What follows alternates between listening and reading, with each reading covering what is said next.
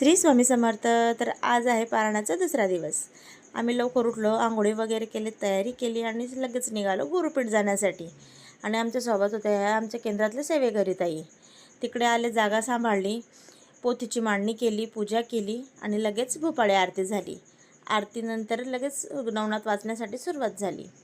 Navnath वाचल्यामधला break झाला आणि लगेच दादासाहेब आले होते. दादासाहेबांचं असं छान हितगुज झालं, एकदम छान अशी माहिती दादासाहेबांनी सांगितली. त्याच्यानंतर परत पारायण वाचणं चालू झालं आणि नंतर असं छान पाळणा वगैरे म्हटला आणि घरी निघालो. आणि तुम्हाला जर पूर्ण प्रवासाची डिटेल पाहिजे असेल तर मी उद्या लगेचच पूर्ण फुल व्हिडिओ अपलोड करणार आहे. तर आम्ही निघालो घरी. तर चला भेटूया पुढच्या ब्लॉगमध्ये. आम्ही भजन ऐकतोय, तुम्ही पण आमच्यासोबत भजन करा. श्री स्वामी समर्थ. चराचरातील जागर